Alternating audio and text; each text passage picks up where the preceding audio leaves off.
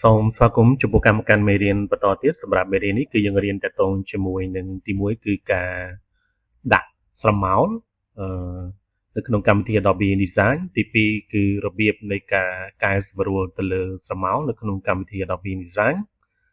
ទី3គឺរៀនតាក់ទងជាមួយនឹងការ copy ស្រមោលទៅកាន់ object ផ្សេងទៀតហើយទី4គឺយើងរៀនតាក់ទងជាមួយនឹងការ clear effect នៅក្នុងកម្មវិធី Adobe InDesignអូខេអញ្ចឹងគឺ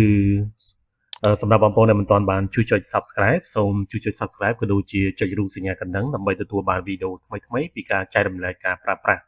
កម្មវិធី Adobe InDesign អូខេអញ្ចឹងដូចយើងបានសិក្សាពីមេរៀនមុនអំពីរបៀបនៃការដាក់ effect អញ្ចឹងសម្រាប់មេរៀននេះគឺយើងផ្ដោតសំខាន់តែទៅលើរបៀបនៃការដាក់ស្រមោលឲ្យ object អញ្ចឹងឧទាហរណ៍ឥឡូវខ្ញុំចូលទៅធ្វើការបង្កើតជា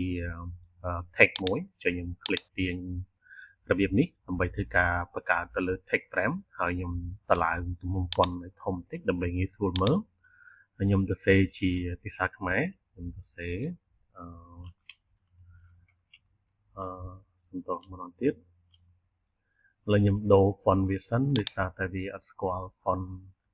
ខ្ញុំមើល font ខ្មែរយើងខ្ញុំយក font មួយបងប្អូនរើស font មួយណាក៏បានអូខេឥឡូវខ្ញុំយកខ្មែរមូលចុះអូខេហើយខ្ញុំសរសេរសប្បាយរីករាយឧទាហរណ៍អញ្ចឹងសប្បាយរីករាយអូខេបើសិនបើកាន់ន័យដែលវាស្គាល់អញ្ចឹងគឺពេលណាយើងសរសេរខ្មែរគឺវាខ្វះដៃខ្វះជើងអញ្ចឹងយើងអាចចូលមាន click លើវាចូលមកកន្លែងនេះមកហើយបងប្អូនរើសយកពាក្យមួយឥឡូវខ្ញុំ double click លើវាសិនមកហើយចូលមកកន្លែងនេះហើយបងប្អូន click យកពាក្យនេះ word ready paragraph composer ចឹងយើងយកនេះមកអូខេអញ្ចឹងវាចាប់ផ្ដើមខ្ញុំសរសេរម្ដងទៀតខ្ញុំសរសេរខុសអូខេបន្តមកទៀតដែលយើងអាចឲ្យវា fit គឺយើងគ្រាន់តែ click លើវាមកហើយ right click បងប្អូនយកពាក្យថា fitting ហើយយកពាក្យថា fit frame to content អូខេអញ្ចឹងគឺframe ហ្នឹងគឺវា fit ជាមួយនឹង content ដែលជាអក្សរសប្បាយរីករាយនឹងអូខេបន្តមកទៀតគឺយើងចូលទៅធ្វើការដាក់ effect អញ្ចឹងគឺឥឡូវខ្ញុំដូរពណ៌វាសិនមកខ្ញុំ double click លើវាហើយខ្ញុំចូលមកដូរពណ៌ដាក់ពណ៌អីដែលបងប្អូនចូលចិត្តឲ្យវាដាក់ពណ៌នេះចុះអូខេអញ្ចឹងដើម្បីធ្វើការដាក់ស្រមោលនោះគឺយើងត្រូវការចូលទៅ effect អញ្ចឹងបងប្អូនគ្រាន់តែធ្វើការ right click បងប្អូនយកពាក្យថា effect នេះហើយបងប្អូនរើសពាក្យថា drop shadow យើងអាចប្រើប្រាស់ shortcut key គឺ control alt m click លើវាមកអញ្ចឹងគឺវាបើកផ្ទាំងមួយយើងអូខេអញ្ចឹងនៅពេលណាបើកផ្ទាំងមួយយើងលុះត្រាតែបងប្អូនធ្វើការ tick នេះឃើញសញ្ញា tick របៀបនេះបញ្ជាក់ថាយើងបាន apply shadow នឹងឲ្យទៅអក្សររបស់យើងអញ្ចឹងគឺយើងអាចចូលមកសេរីនៅកន្លែង option របស់វានៅកន្លែងទៀត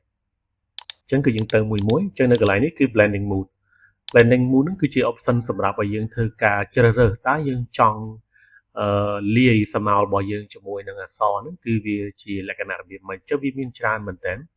ឡូវខ្ញុំយក normal ទៅដើម្បីងាយស្រួលអូខេហើយបន្តមកទៀតគឺយើងរើសពណ៌អញ្ចឹងពណ៌បងប្អូនរើសប្រភេទពណ៌ដែលយើងចង់ apply មកឥឡូវខ្ញុំចង់ដាក់ពណ៌ក្រហមទៅដើម្បីងាយស្រួលមើលនេះពណ៌រាងផ្កាឈូកនេះហើយខ្ញុំចុច OK ហើយបងប្អូនរើសពណ៌អីក៏បានតាមចិត្តរបស់យើងហើយនៅកន្លែងនេះគឺ opacity គឺជាភាពច្បាស់បើយើងដាក់វាខ្លាំងគឺវាច្បាស់ខ្លាំងជាងទៅ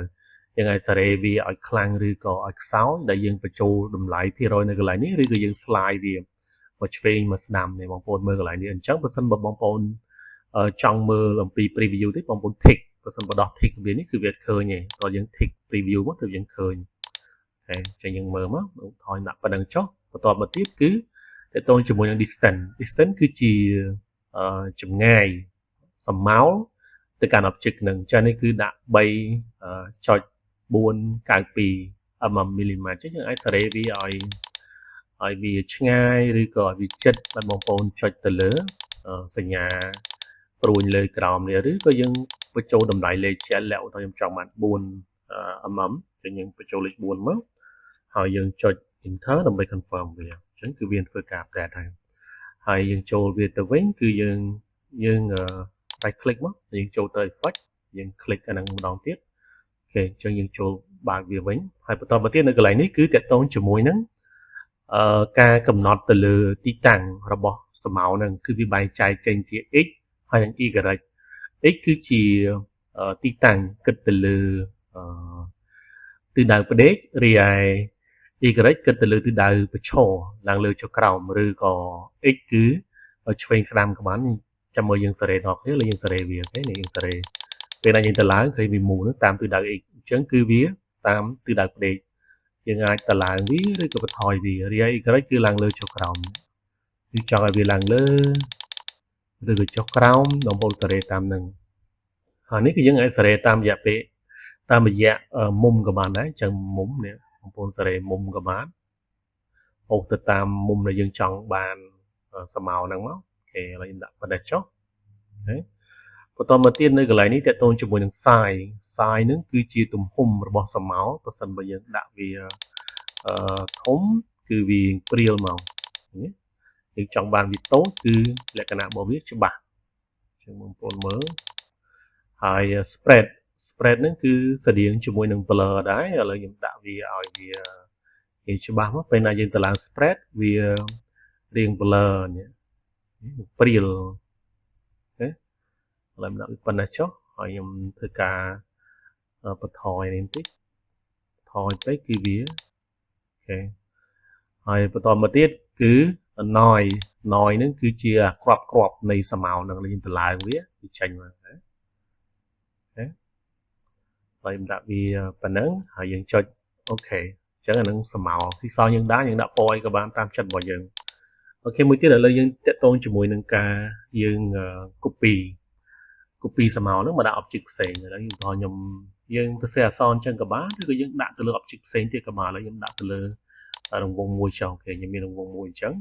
ហើយខ្ញុំដាក់ពណ៌វាពណ៌លឿងអូខេ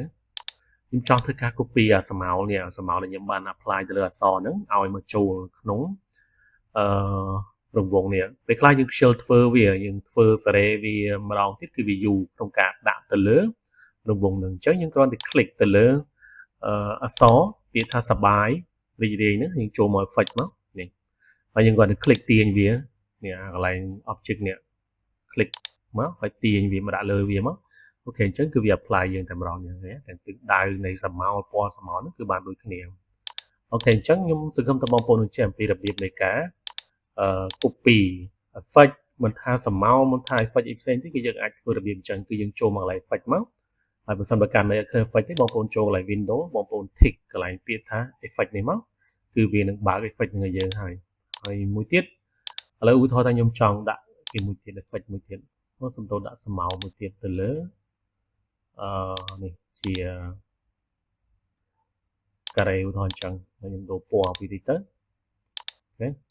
ហើយខ្ញុំចង់បាននេះចង់បានស្រមោលហ្នឹងរបៀបដូចជាមួយនឹងពណ៌ទិសដៅហ្នឹងមកចង់ដាក់នៅលើការ៉េពណ៌ខ្មែរហ្នឹងអញ្ចឹងខ្ញុំគ្រាន់ click ទាញវាមកហើយបន្លែងលើវាមកអូខេអញ្ចឹងគឺវា apply តែម្ដងហើយក្នុងការ clear វានេះយើងចុចកន្លែងនេះមកនេះបងប្អូនចូលកន្លែង effect មក click កន្លែងនេះមកគឺវា clear effect ទាំងចោលតែម្ដងអូខេនេះគឺយើង clear ដែរអូខេអញ្ចឹងខ្ញុំសង្ឃឹមថាបងប្អូននឹងចេះអំពីរបៀបនៃការដាក់ស្រមោលហើយនឹងការ copy effect ដែលជាស្រមោលហ្នឹងដាក់ទៅលើ object ផ្សេងហើយនឹងរបៀបនៃការ clear effect ឬក៏ជា clear ស្រមោលនឹងនៅក្នុងកម្មវិធី Adobe InDesign សូមអរគុណសូមជម្រាបលា